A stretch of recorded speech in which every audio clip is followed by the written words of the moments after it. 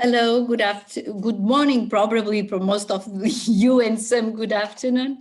Welcome to this ISTO webinar regarding innovative marketing, more precisely digital strategies and tools, the new way of communicating, more emotional and less rational. So I have here also today with me three speakers, which I thank them very much for their presence because they have a very interesting curriculum. So I'm looking forward to hear what they have to teach us. I start with Sarisher Men. Sarisher is the founder of the Sustainable Alpine Tourism Initiative, SATI, which she created while researching sustainability leadership at the University of Cambridge. Besides SATI, Sarisher also works in sustainable finance communication and engagement at BNP Paribas, where in previous roles she was also a macroeconomic researcher. Sarisher is also a Young World Ambassador and has also been trained by former US Vice President Al Gore as a climate reality leader, through which she regularly presents talks on climate change, science and economic, social and environment impacts during this difficult period that we face regarding climate changing. So Sarisher, please go on with the presentation. Thank you so much, Annabella, and for your kind words as well, and for the team for inviting me here today. And it's great to connect with you all and hear more about everybody's perspectives, because I think that's what's great about bringing stakeholders together. And I wanted to talk a little bit today about that in terms of stakeholder collaboration. I did send some slides through, so I'm not sure if it's possible to share those on the screen, hopefully. If not, it's not a problem. Perfect. Thank you so much, Emily.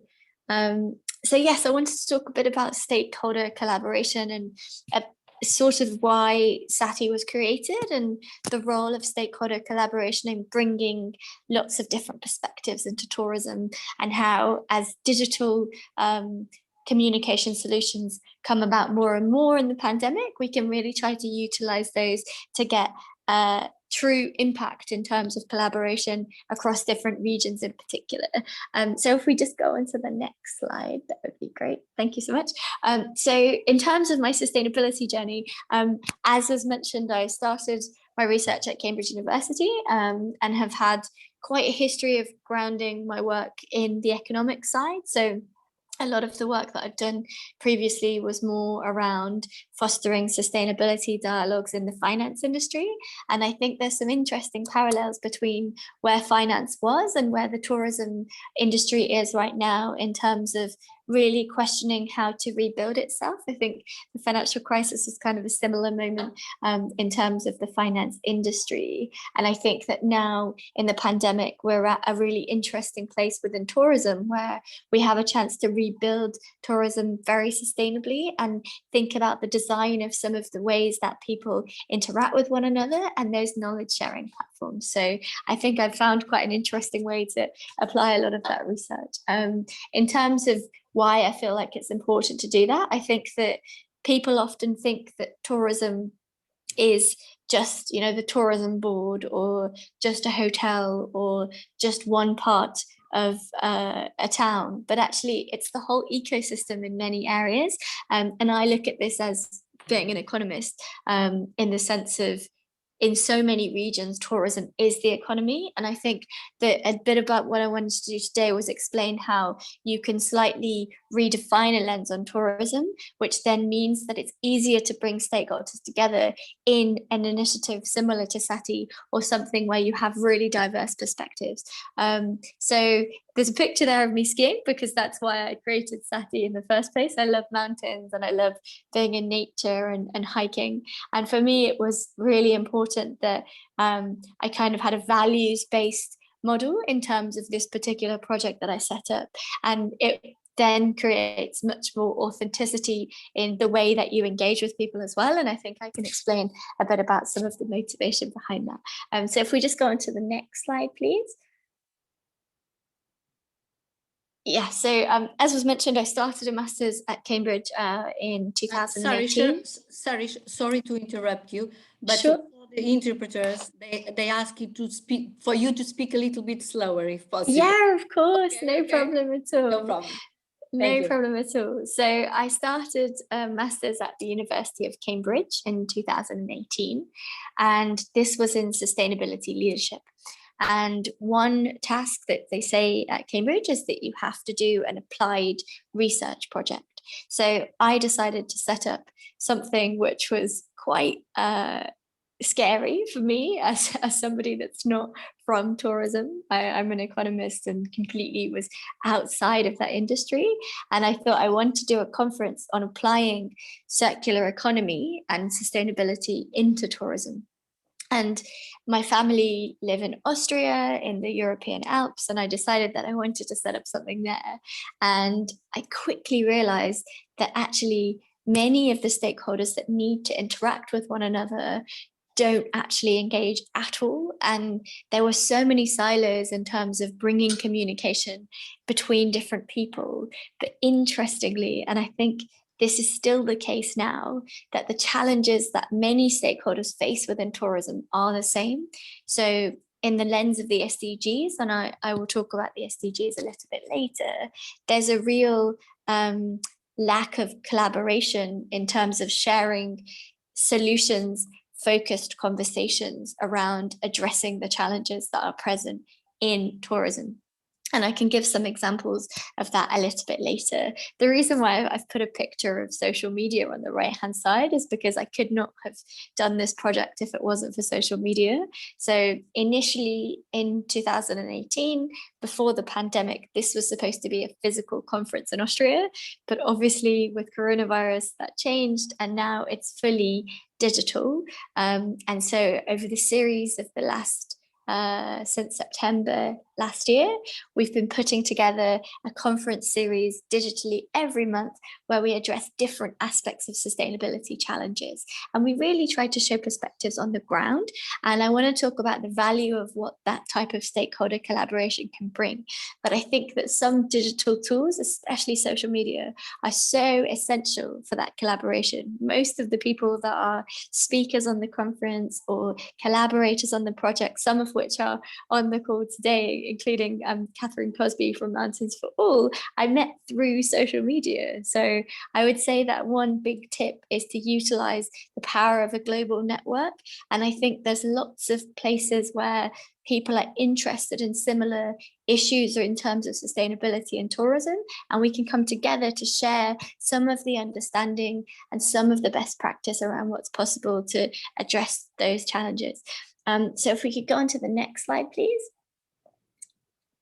The way that I sought to do this through SATI was to put a different lens on mountain tourism. So instead of saying tourism in the mountains is simply the ski lift company or the hotel or the company that makes the skis, I took a different perspective and said, this industry and this town and this particular infrastructure exists in order to support tourism across the whole region of this place where this ski resort is, for example.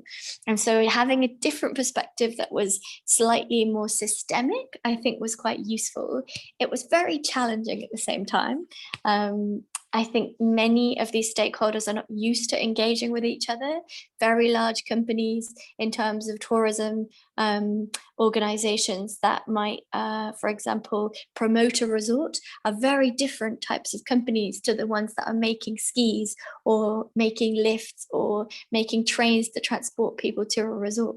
So getting this collaboration across very, very different sectors is often challenging. However, I would encourage you to find the common issue between them. And that for me was really framed in the Sustainable Development Goals agenda, because we could look at decarbonisation as an issue, we could look at energy use as an issue, we could look at social inclusion, we could look at lots of aspects of people's sustainability challenges by bringing them together. And I think that's been one of the biggest learnings of SATI, is the value of this intersector collaboration.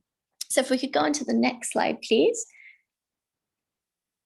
Sorry, the other slide across. I think it's just the other, yeah, this one. So my top tips for engaging an ecosystem are really three things. I think one, you have to have a slightly neutral lens in the way that you engage with different stakeholders. And by this, I mean that you have to really try to empathize with their perspective. So some of the stakeholders I speak to and engage with in SATI are really not used to working with, for example, the finance industry, or those that are very large companies are not used to working at a community level. And so I think that requires, in order to engage an ecosystem, a level of humility to actually try to understand those people's sustainability challenges and try to understand their perspective of place-based issues. And this came up today. Actually, we did a SATI session earlier, and there was the word that resonated as place-based solutions in terms of tourism.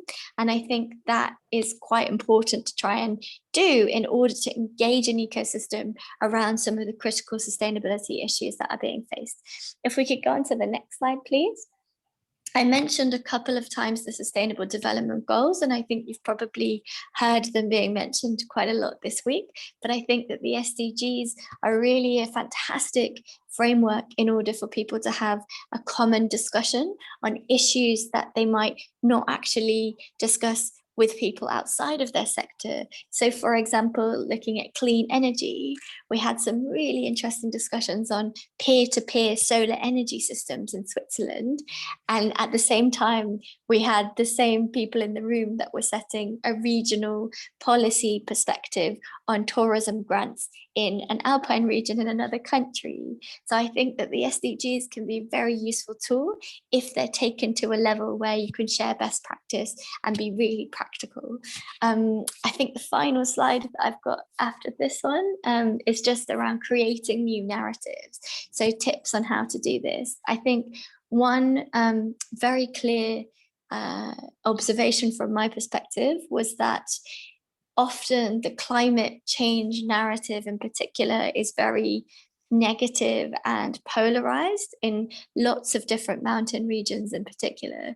And I wanted to try and reframe that and show that actually you can focus more on the opportunities of some of the issues which are looking at how to address climate action or address systemic social impact challenges that people face. Rather than being so focused on the challenge, you can actually showcase best practice and people that are solving some of those issues, so creating a much more positive narrative, such as the cloud having a silver lining. For me is quite an important metaphor for that.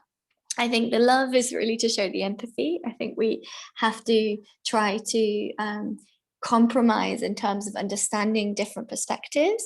And I think especially now, trying to recover from the pandemic, there'll be many competing challenges that people face, but actually reasoning with that and having empathy to their perspective and being conscious of some of their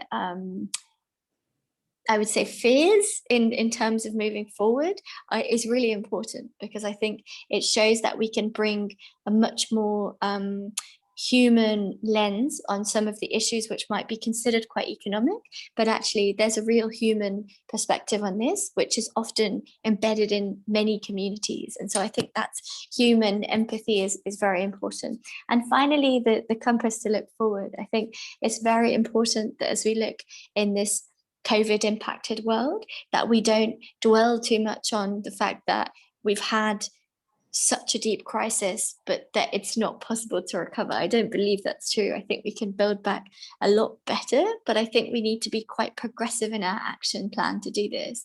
I think some things that I'm noticing, not necessarily just in tourism, but across lots of different sectors, is incrementalism in order to rebuild.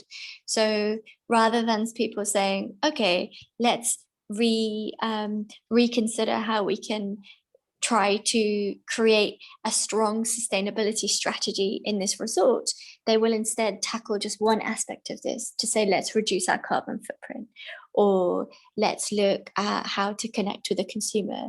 But I think that in this current time, we should really be very ambitious and try to avoid this incrementalism of saying we have to do this, and then in 5 years' time we'll do this, and then we'll tackle that later. Because the scale of the climate crisis and the just transition requires us to really think quite ahead and be very forward-looking in how ambitious we can be in that approach. So I think that's it from my side. I've overrun slightly, but I'll pass back to the moderator. And of course, happy to take any questions you might have, and do feel free to connect on LinkedIn as well. Well, thank you very much, Seti. It was a very interesting presentation. And I kept some words that you mentioned, like looking at tourism as a more systemic vision or way of approaching, and also collaboration, ecosystem, humility, which is something sometimes, namely the huge tour operators, sometimes they don't have. And that is also important, to have a new approach and a new vision about tourism. And also, when you mention about, I found it very interesting when you mentioned a more aggressive way of communicating, because indeed we are passing a serious crisis, and it will be difficult to recover. We all know that. And you mentioned this thing of aggressivity, and also on the way long-term planning, which is something that is very important. And I would like to bring up these two themes and join to the main theme, with the new digital communication, the theme of our webinar. And can you explain a little bit more, how can you put this aggressivity in a positive way, so to say? Sure. So I think there's two aspects. I think one is if you're trying to be the originator of an initiative and bringing the stakeholders together. And I think in that sense, you have to be quite brave in not being afraid to tackle and engage with stakeholders which are really completely outside of your ecosystem.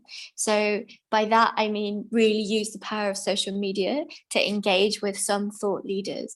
And I did that quite extensively at the start of this project by literally going on LinkedIn and typing sustainability skiing and finding the thought leaders in the industry and engaging with them to bring them together to discuss ideas. And so I think at the initial creation stage of a project, I think you can really harness social media to actually quite ambitiously reach people that you've never ordinarily would have been able to engage with. And that's a really rich source of both energy and also discussion as well between different stakeholders. I think the second stage is, once an initiative like this is really off the ground, I think you have to foster a community.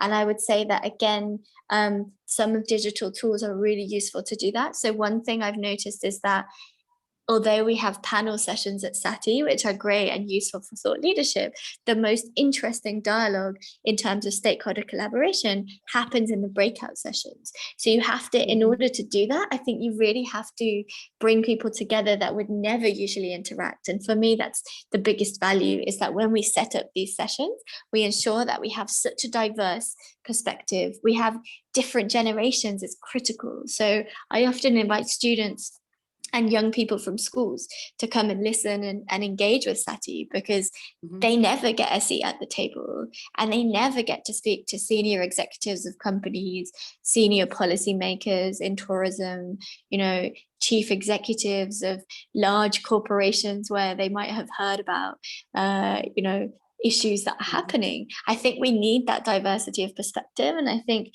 the tools by which we do that in SATI are really these breakout rooms, the LinkedIn group that we've created. I think we try to foster a very progressive dialogue which brings these diverse perspectives together. So hopefully that helps to answer your question. That's good. That's good. So when, let's say, I would say that when we speak about aggressivity, we would say more engagement an engagement more profound. Yeah? Yes, it's an ambition. It's almost about having the courage, I think, to say why not. I think that for me is the key. So often people say, you know, I'm not involved in tourism. I make steel for skis. Why would you talk to me? And I say, because that steel could be recycled into concrete, which is then used in infrastructure, which is then signed by a group of skiers, and it makes it cool because it's recycled and sustainable, and then it becomes a talking point for tourists in the town. So I think in order to be able to bring ecosystems together, I think we have to be quite courageous in having these crazy ideas and not being afraid of rejection as well. I mean, I have to be honest, throughout this whole project, there's been so much rejection in terms of people saying, no, you know, we're not interested in talking about this project, or, you know, we have nothing to do with tourism. And so much of the work to bring stakeholders together is to find that empathy and relevance with their perspective, and then find common ground between others that have the same perspective. So I really think it's ambition in terms of your not being afraid to think of outside the box, and also the courage to then act on that as well. Okay, thank you very much. I think I will have then maybe more question, but maybe Sure. at the end with all of the interveners. So thank you very much for your presentation. Thank you. Now I'm going to present Jimmy Pons. I think I'm telling correctly. You are telling correctly, yes. Yeah, I'm telling correctly. So Jimmy, he has a great experience in the digital field, having worked as feature tech ideologist, developer of innovative methodologies at Rumbo and Blue Bay Hotels.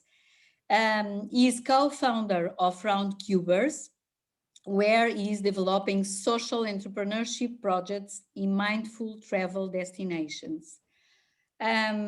He is also a teacher in innovation and digital transformation, client experience, and emotional intelligence. So, Jimmy, please go ahead. Thank you very much to everybody. Thank you for the invitation. I don't know if you can see my screen. Yes. Can you see this presentation?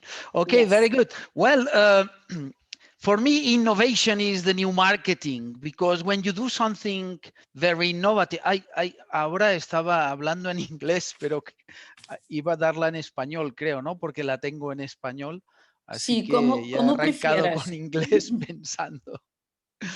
Entonces, bueno, al final, cuando hablamos del nuevo marketing, hay que hablar de innovación.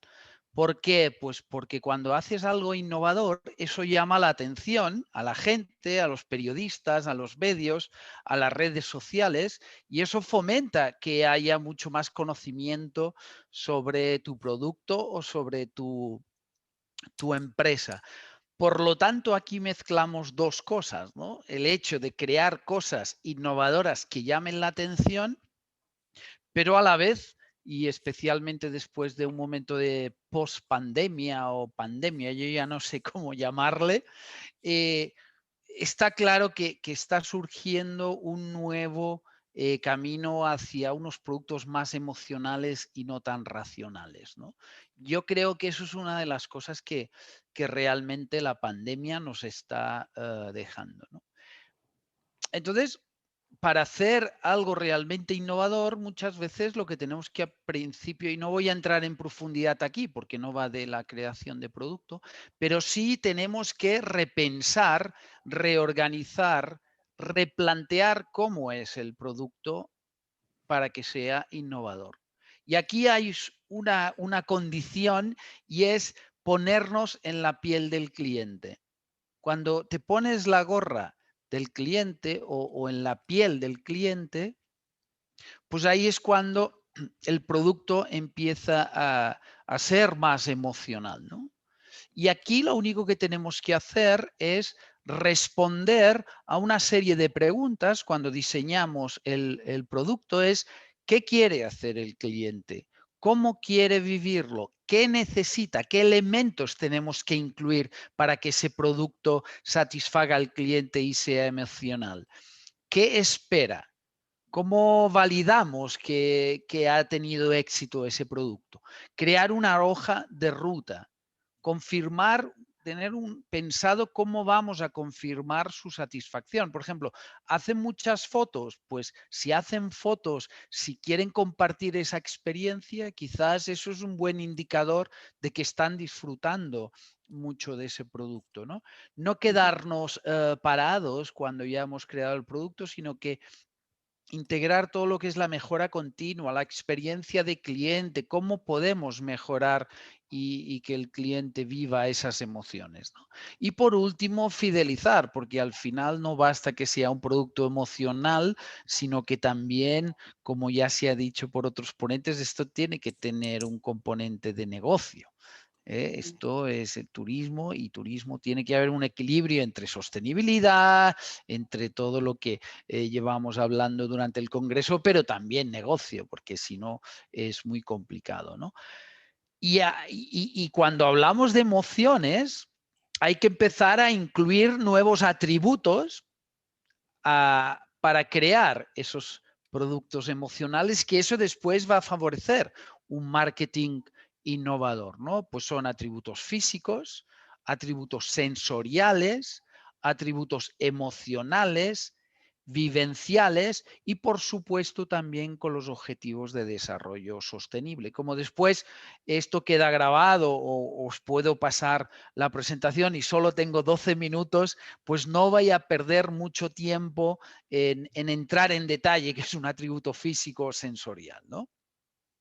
Pero ya entrando en cómo hacemos marketing de esto, una de las cosas que nos olvidamos es, oye, ese producto que hemos creado tiene una ficha de producto que enganche, que motive, que enamore a los clientes, porque muchas veces yo veo fichas de producto en webs o en catálogos que realmente ni son innovadoras, ni tienen un marketing realmente que atraiga a los clientes. Son fichas muy básicas, no sé, un hotel o una habitación dice que tiene secadora 220 o que tiene maravillosas vistas o que tiene comida casera, pero al final eh, esto no es realmente emocional ni es un marketing que enganche. Por lo tanto, una vez lo que tenemos que hacer es, una vez hemos diseñado ese producto en base a esos criterios que hemos hablado antes, hay que trabajar la ficha de contenido. Es decir, el contenido que me va a ayudar a generar ese marketing siempre y cuando tengamos ese producto innovador, emocional, todo eso, ¿no? Lo primero es definir, sintetizar en una frase un mensaje claro que me ayude ya a captar la atención. Muchas veces ponemos frases que no enamoran, que no enganchan, esto es como los titulares de los periódicos, ¿no? Tampoco sin pasarse porque no hay que ser así como muy exagerado, ¿no? Definir la propuesta de valor en 60, 70 palabras. ¿Cuál es tu propuesta de valor clave? ¿Qué es lo que te hace diferente? ¿Qué es lo que te hace único? No hace falta poner un texto de una página. Oye, dame en una primera imagen, en un primer mensaje, qué es lo que te hace diferente. Después un relato más interpretativo. Vale, ya he captado tu atención con el título. Ya te he dado algo más y te digo mi propuesta de valor, lo que me hace diferente. Ahora, vale, ya quiero saber un poquito más. Pues hazme un relato donde me interpretes, donde con un texto inspirador, donde desde la visión del cliente, cómo yo voy metiéndome en esa emoción, en esa experiencia que yo estoy buscando y que voy a vivir. Y esto Ese relato se puede hacer con fotos, se puede hacer con texto, se puede hacer con vídeo, se puede hacer con audio. Es decir, usemos todas las herramientas que hoy en día las redes sociales, la web 2.0 nos ha puesto en nuestras manos. Después, una parte más técnica.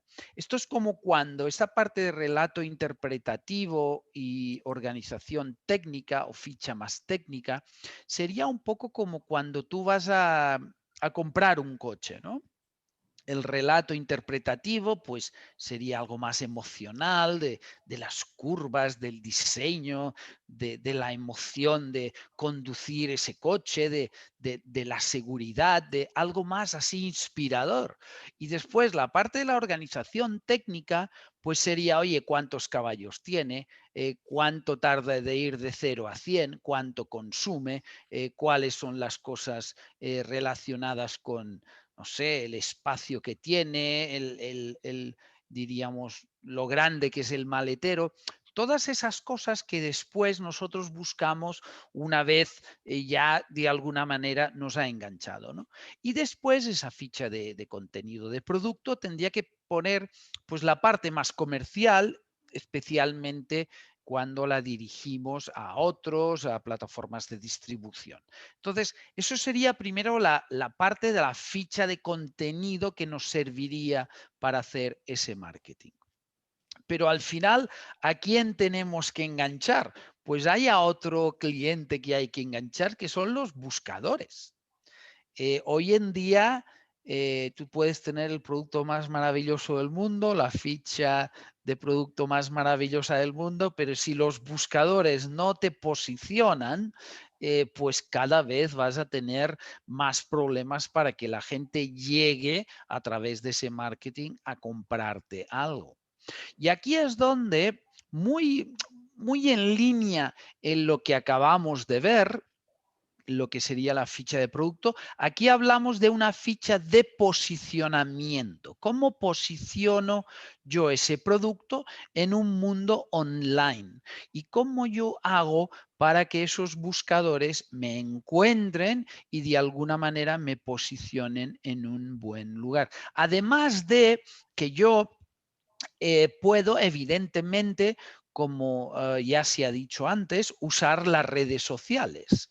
Pero es muy importante entender, para hacer marketing no podemos solo basarnos en las redes sociales, porque las redes sociales no son nuestras. Una cuenta en Facebook, una cuenta en Instagram o en Twitter o en cualquier red social, la tenemos, podríamos decir, prestada. No es que yo pueda hacer lo que quiera allí, porque en el momento que haga algo que no encaja con la política o con la visión de esa red social, automáticamente nos van a quitar la cuenta, ¿no? Y si no, que se lo digan a Donald Trump durante las elecciones, que le quitaron su cuenta en Twitter, le quitaron su cuenta en Facebook y creo recordar, ¿no? No sé si en alguna otra más. Por lo tanto, no podemos solo basar una estrategia de marketing, por muy innovadores que sean ahora las plataformas, solo en un entorno de web 2.0 o de medios sociales.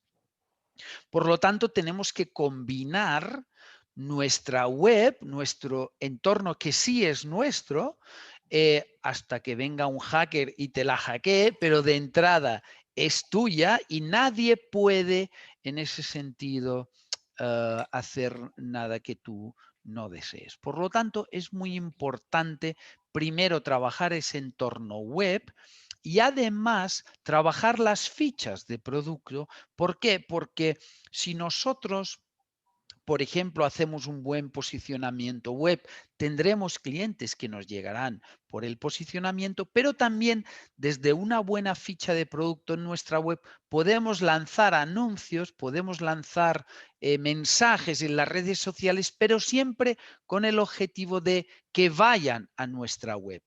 Rematar el trabajo en nuestra web. ¿Y cómo debería ser esa ficha de producto? Pues bueno, el nombre del servicio, ese titular que hablábamos antes, tendría que incluir las palabras clave que el cliente utilice para localizar el producto en buscadores, con una longitud no máxima de 65-75 caracteres, porque al final hay unas reglas establecidas para eso. Después tendríamos que pensar, oye, ¿qué fotos, qué vídeos voy a publicar en esa ficha de producto? Las imágenes son básicas, las imágenes, los vídeos es la mejor manera de transmitir emociones.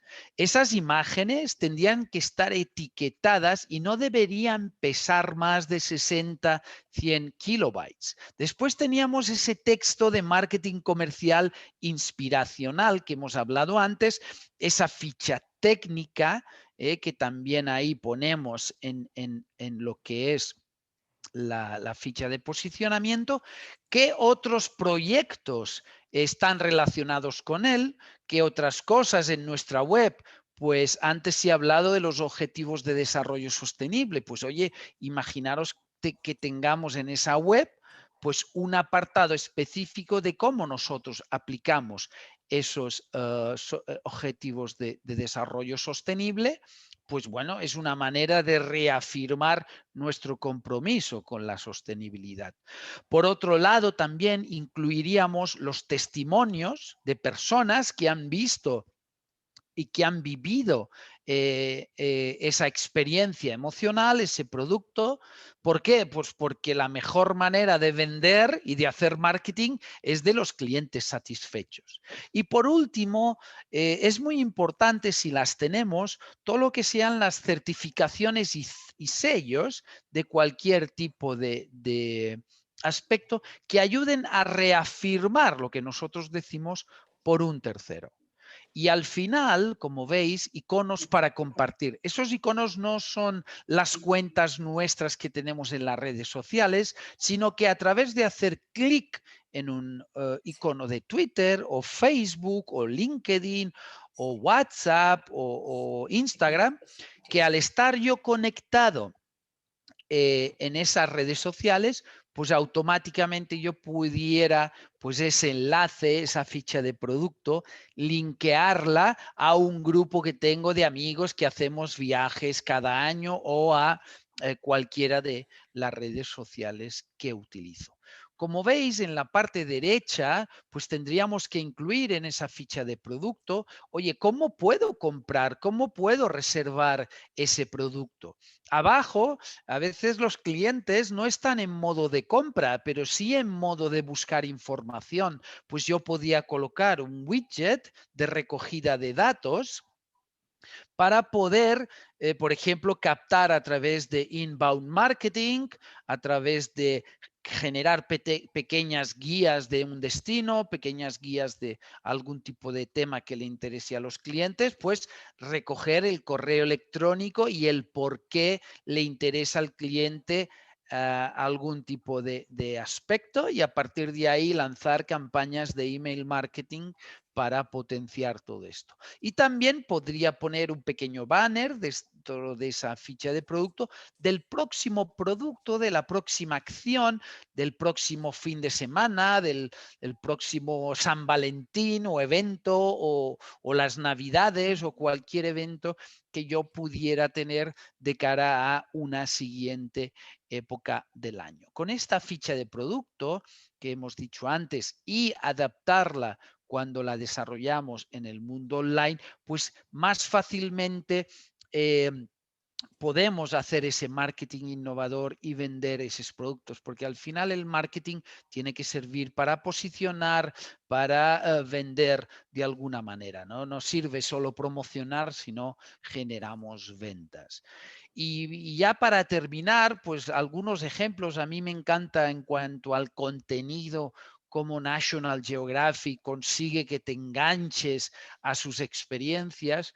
O aquí podemos ver cómo una ficha de producto podría ser de alguna manera en cuanto al posicionamiento desarrollada, ¿no? Aquí ya vemos pues mucha foto, vemos un detalle de lo que es después todo el producto y a la derecha make an inquiry, donde yo puedo reservar, pedir información sobre este tipo de producto. Por lo tanto, eso es muy importante. Pero, y ya para despedirme, a mí me gusta mucho despedirme con una frase, ¿no? Que tenga que ver con la presentación. Y cuando tú hablas de emociones, de toda esta nueva manera de hacer marketing, a mí me gusta cada vez hablar más de story doing más que storytelling, ¿no?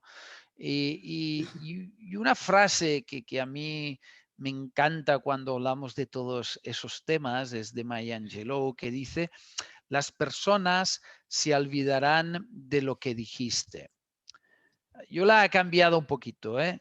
Aunque ella dice las personas olvidarán lo que dijiste y lo que hiciste, yo creo que lo que hiciste deja un poco más de huella, ¿no? Pero nunca olvidarán cómo les hiciste sentir. Por lo tanto, yo os animo a crear productos emocionales, porque si haces un buen producto y tienes una buena experiencia de cliente, el mejor marketing al final es que esos clientes quieran compartirlo con todo el mundo a través de esas herramientas denominadas las redes sociales que ellos tienen. Así que el mejor marketing es el de que está hecho de los clientes satisfechos. Muchísimas gracias. Muchas gracias, Jimmy. Thank you very much, Jimmy. It was a very interesting presentation. I kept here also some topics about innovation and more rational products. One that is be in the customer shoes, which is something that it's very important. Also not forget that we spoke about sustainability and we speak about communication, but we cannot forget also business. And then look at the attributes and the contents. So contents are one of the key elements in the digital era. But it is important. One of the things I would like to ask you is, sometimes we feel that all the communication and the new communication model, it is very much connected sometimes with the strategic dimension of the organization. And sometimes with the crisis, the tendency may be to reduce costs and reduce communication costs, especially not to communicate with new technologies, because you also mentioned very well that although contents are very important, the specificities, so the technical knowledge of the digital world is of key importance. So we need to know the size of the photos, as you mentioned, and all the technologies. So organizations have to adapt. In your experience, it has been easy to transmit this information and these needs to the new or the old leaders? Well, it's very difficult to, the problem is not the technology. Technology is just a tool. And the good thing of I started my first project I developed in internet. It was 1996. So already 25 years ago, I created my first tourist website. And I'm 56 years old. I grow up with a black and white TV. So, the problem is not the technology, because I am an example that if you want, you can adapt yourself. Because I started as a kid looking at the TV black and white. So the problem is people have to change the mindset and to lose they are too afraid of the technology, because the mentality is still analog, and we are living in a digital world. So the thing is, start. Don't worry, start. There is plenty of courses, free courses every year for sure, or you find many information at the internet. But you need to start now. If you haven't done nothing about it, don't lose more time, because we are talking a lot social media and Web 2.0, and the next wave is Web 3.0, and is already here. Is again a game changer, how everything is going to change. In 5 years, probably Facebook, Twitter, YouTube, all these platforms that you are using now or that you are not using now, they'll be gone. Mm-hmm. So, but there will be another ones, like space, like it. The first social media platform was in 1998. Friendster. So world moves really very, very fast. So don't lose more time. Don't say, oh, I'm too old, or I can't get it, or this is not for me. Well, if you want to do business, it's for you. It's not a matter of when, or no, it's a matter of you have to start this afternoon after the Congress. Thank you, Jimmy. Thank you very much. So time passes very quick. We need to move on. So thank you very much for your presentation. And it was a pleasure. Thank you. So now I pass to Rafael de Villasante. Rafael is an architect. Sorry, I have here the presentation. I have here the presentation in Spanish, so in order not to mix. Yes, but he has developed his professional career in the fields of territorial planning, international consultancy, and tourism strategy. And he is specialized in innovation, tourism infrastructures, and infrastructures. In recent years, with the company Iternatura, he has been a pioneer in innovation with the design of tourism products through transmedia storytelling, using various means of communication, gamification, and technological, visual, and analog interpretation. Rafael, please be my guest. Muchas gracias, Anabela. ¿Se me oye bien? ¿Hola? Hola. Adelante. Ok. Voy a compartir mi pantalla.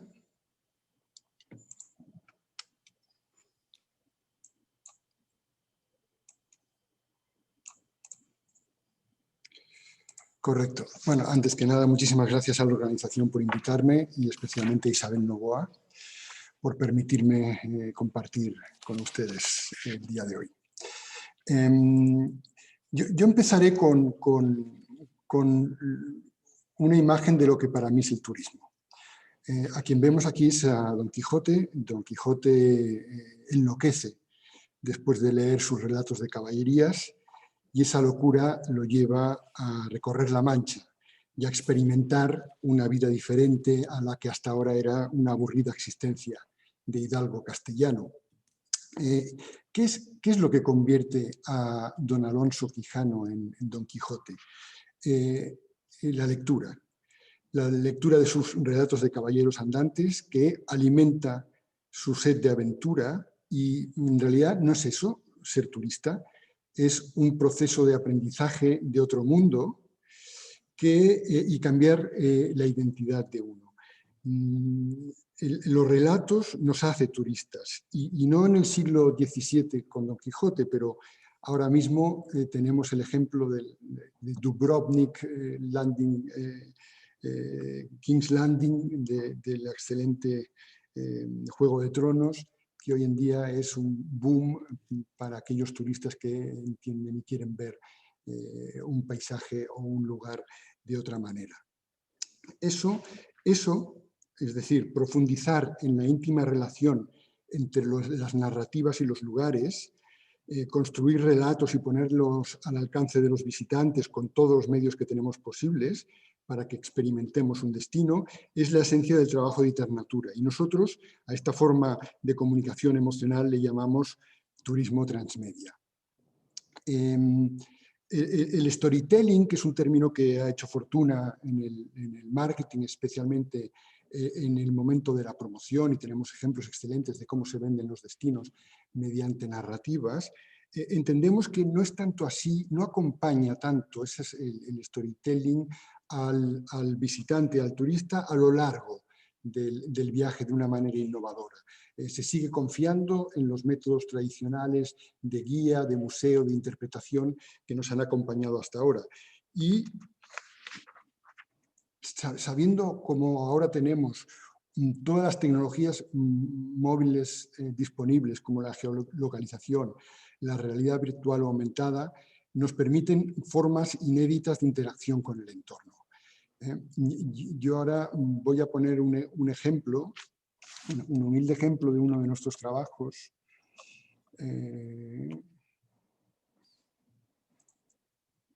Perdón.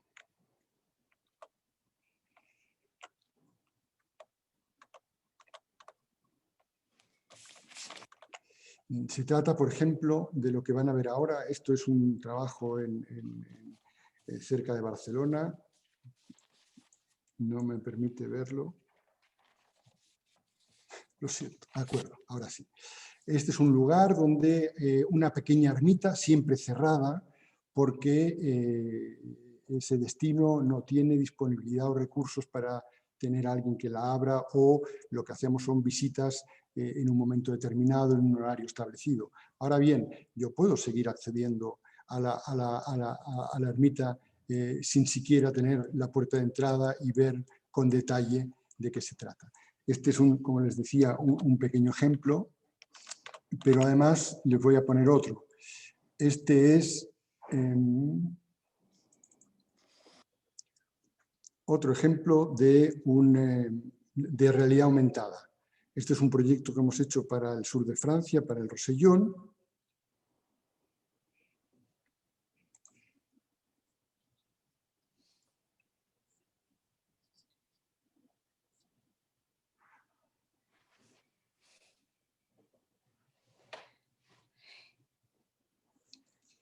Es un ejemplo de un guía virtual que hemos creado para que sea el embajador, el guía que te introduce a todos los lugares en los que tú vas a visitar de una manera virtual o real. O sea, estando ahí encontrarás a Rook y lo veremos. Por tanto, lo que nos parece relevante es que el uso combinado de medios analógicos y digitales y el relato como catalizador es una oportunidad para el diseño de destinos. Podemos generar espacios inéditos, suma de lugar y comunicación, experiencias culturales que se articulen en torno a esas narrativas, permitiendo poner en valor patrimonios emergentes o a veces invisibles. Y más aún si provocamos participación mediante interacción y gamificación.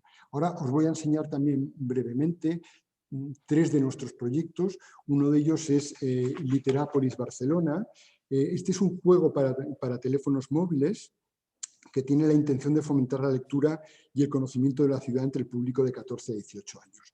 Es un proyecto que se hizo para el ICUP, para el Instituto de Cultura de Barcelona, y de lo que se trataba era de que esas novelas que transcurren en la ciudad de Barcelona y todos esos escenarios los pudiéramos revisitar en base a ciertas interacciones de los lugares reales donde pasan esos escenarios de novela.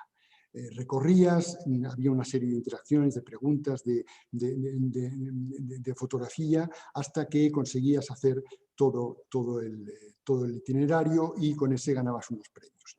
En el último momento, quien te llamaba el autor de esa novela, con una llamada fake, por supuesto, y te felicitaba y te animaba a seguir leyendo y a seguir viendo la ciudad y conociéndola.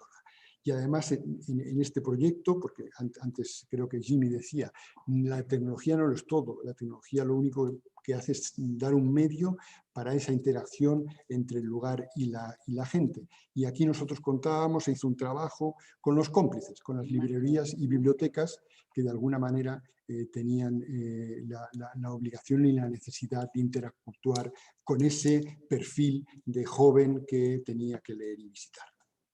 Otro proyecto, que este ya tiene más de 6 años ininterrumpidos, se hizo en Canet de Mar. Esto es una población que está cercana a Barcelona, en la costa, que tiene un patrimonio muy desconocido de arquitectura Art Nouveau, porque ahí residía uno de los grandes arquitectos, Domènech Montaner, que fue autor de grandes obras en Barcelona, pero que tenía pequeños, excelentes ejemplos de arquitectura en la ciudad de Canet. Un museo, que es la Casa Museo de Domènech Montaner, era el principio de la ruta, y nosotros lo que hicimos es establecer un cuento, un relato, en base a un grifo, el grifo de Canet. El grifo es ese animal mitológico que aparece, que es mitad león y mitad águila, que aparece en muchos de los edificios modernistas como una forma de decoración. Entonces, recorrer esos edificios, encontrar a ese grifo que un marinero había traído de un lugar remoto, se convertía en una visita de tipo familiar entretenido, donde cada punto tú podías ir encontrando y buscando a esos animales mitológicos que en realidad existen, y disfrutando de esa arquitectura modernista que de otra manera pasaba desapercibida, o visitando el museo no seguías visitando el resto de ciudad, con lo cual entendemos un turista que no pasa tanto tiempo, no gasta tanto, en fin, ya todos conocemos de qué se trata. O este otro es un proyecto que tiene que ver en una leyenda de un pueblo de los Pirineos, un personaje que era tan tranquilo que mientras se lo llevaba la corriente iba hablando y saludando y decía que todo iba bien, que él seguía su camino por el río. A partir de esa casi filosofía de vida de Ribas de Freser, lo que hicimos fue generar, en este caso, no solo una aplicación tecnológica, sino también una serie de esculturas en acero corten que se situaban en cada uno de los lugares más interesantes, de alguna manera para seguir explicando la ciudad, el pueblo, los lugares y al personaje. Os voy a poner por un minuto, está en catalán, pero yo creo que se entiende bien, el vídeo de promoción.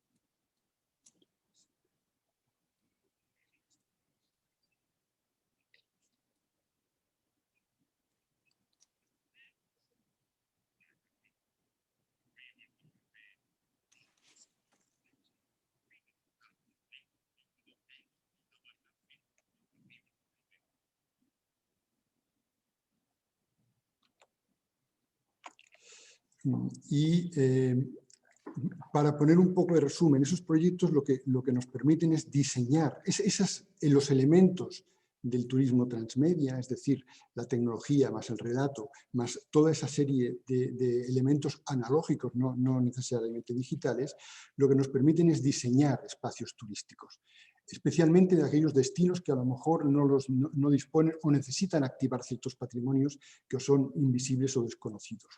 Por lo tanto, entendemos ese turismo como una forma de comunicación. Entendemos que además ofrece mejoras en la capacidad inclusiva de los destinos por el uso de la tecnología, por la geolocalización y la realidad aumentada y virtual. Damos diferentes canales para ese entendimiento e interpretación, mejor accesibilidad, capacidad de elegir cada canal. Entendemos que además las narrativas y el juego son una forma de mejor comprensión sensible de la experiencia, y los formatos garantizan un acceso más universal a esa experiencia, sin que además olvidemos la capacidad educativa. La mayor parte de nuestros proyectos acostumbran a tener un dossier pedagógico porque los destinos no solo viven de ese turista convencional, sino a lo mejor de escuelas, de grupos escolares que además permitan la integración de una forma totalmente normalizada. ¿Cómo puede ayudar el turismo transmedia a la inclusividad? Uno, desde el punto de vista de la movilidad, permite una autonomía del portador del teléfono, o las barreras o dificultades, lo que veíamos antes, esa iglesia no puedo acceder, pero sin embargo sí que la puedo ver porque cuando esté delante o incluso cuando esté desde mi casa. Ahí Germana nos ha puesto unos ejemplos de realidad virtual mucho más potentes, ¿eh? Desde el punto de vista sensorial, para ofrecer alternativas, lectura, locución, idiomas, que además puedan ser automatizadas. Se puede además describir emocionalmente un lugar para que sean vistos desde los ojos del alma, adaptados a comprensiones de diferentes edades, de diferentes capacidades intelectuales o diferentes niveles educativos. Además, adaptarse a cada necesidad individual, a la intensidad de cada uno, a no discriminar, no poder participar en un grupo de visita porque pues yo voy en silla de ruedas y no puedo ir, porque no entiendo ese idioma, todo ese tipo de cosas. Y también muy importante, poner en valor la oferta local. Activamos el patrimonio justamente para poner en valor la oferta local. Un medio como el turismo transmedia nos permite relacionar al turista con aquel lugar que seguramente a lo mejor es desconocido o no está a la vista de todo el mundo. Y, por último, pero no menos importante, participar en la expansión del relato. En nuestros trabajos procuramos que el turista colabore e incorpore a la experiencia su propio relato. En el caso que os enseñaba del Barcelona Literápolis, se ha estado trabajando durante los últimos 2 años en grupos de escolares que ellos mismos hacían relatos a partir de las novelas que leían y de esa manera enriquecían el lugar, la aplicación con sus aportaciones. Esto es lo que os quería explicar. Espero y creo que no me he pasado el tiempo y muchas gracias. Thank you very much. It was a very interesting, Rafael, a very interesting presentation with very important examples and good examples. How can we put technology to the service of the tourism with a more connecting people and allowing to work for different segments, a multi-segment approach from families to people with disabilities. It was very interesting. I don't know, Charles, I have to ask one, do we have some time to 1 or 2 questions? Yeah, no more than 5 minutes. Okay. So I'm going to do a general question to all. That is, well, digital communication really brought to the organizations profound needs of changes from internal structure, because it's not only communication, from internal structure of the organizations that sometimes organizations don't see that, and that is important, to really also in terms of communication, of course, as we have seen in these amazing examples, especially about how important contacts are. And it is important to see, or at least I see, and I'd like to know your opinion about this idea of the emergence of 2 additional P's, so to say, because they love to speak about P's, P for price and so, but it's mainly about participation and principles. And since we are in our organization that really makes the question of the principles and the values a very important issue, I'd like to hear you about this question now, the connection between principles or values with the digital and the new communication and new technologies, of course. Can I speak with start with Sarisher, maybe? Yeah, sure. Yeah, more than happy to. And thank you so much to the rest of the panelists for their presentation. I think it's some really interesting examples that were shared there. I think, Raphael, the piece around the transmedia is really interesting in terms of how that particular technology could progress some of the nature-based tourism that we're seeing emerge as well. I think the point on the values and the principles is really interesting. So one big theme that came out of SATI was the idea of storytelling around nature-based tourism and making it cool and an alternative choice as a tourism leisure choice to, for example, to do rather than après-ski or other things which may have been historically a chosen choice from somebody that was going to go away. And I think the role of digital communication in order to foster alternative experiences, I think is really interesting. I think if we look at some ways that this could be done, and I've seen this done in a couple of places where I've been hiking, is this idea of integrated experiences. So, for example, when you've got a hotel who has something kind of interesting as a regional food and a regional product, could they have, for example, a QR code next to their menus to say, did you know that this particular yogurt was farmed up the road? You can visit this farm, click here to see more about what that experience is like. So I do think that the values that lots of tourism stakeholders are starting to integrate, including sustainability, can then be waterfalled through in terms of the means by which we create those experiences and encourage those experiences. So yeah, I think that everything that the fellow panelists have mentioned applies there, but I think that again, in order for it to be authentic, and I think authenticity is key, you have to ensure that the guest feels like they're connecting to something which has a deeper meaning and is actually a localized phenomenon in the context of the mountain regions that I work in really closely with. Oh, thank you, Sarisha. I agree with you. I agree. Jimmy?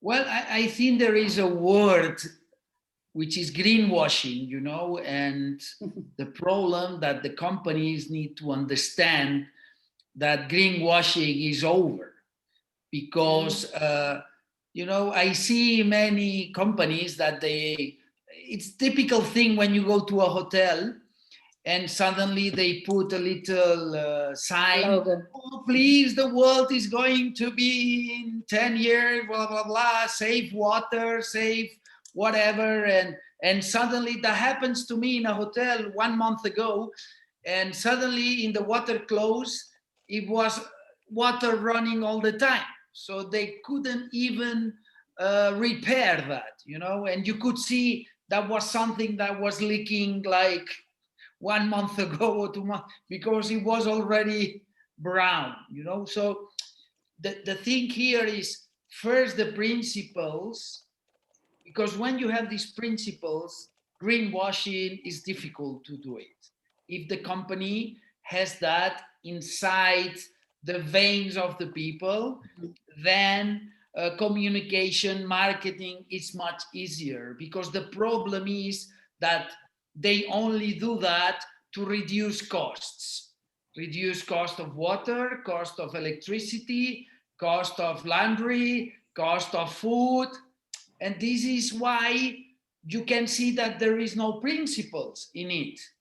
So the principles are the base on everything you want to do in life, not in the business way, but in your way too. I always recommend to people to find the ikigai. I don't know if you know the word ikigai. The philosophy is to find for yourself, not for your company only, a purpose in your life. Because when you find a purpose in your life, when you have that, then everything is much easier. So for me, the principles and to be honest with you and is the base. What you are doing is the base, and you cannot do that if you don't do that first.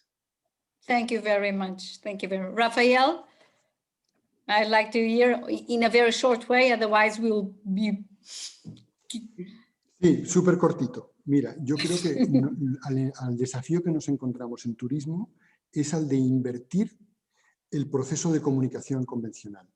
Ya no se trata de arriba a abajo, ¿sí? De que las compañías nos den la información, sino que de nosotros, tal como se está produciendo en las redes sociales, y demos de abajo arriba lo que queremos y lo que necesitamos y cómo lo queremos. Y por tanto, hay que establecer los canales para hacer eso.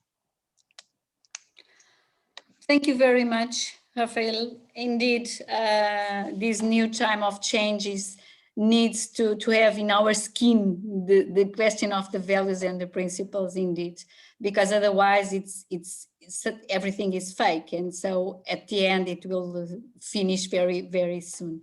So thank you again for everything. Charles, I pass the now to you to close the time.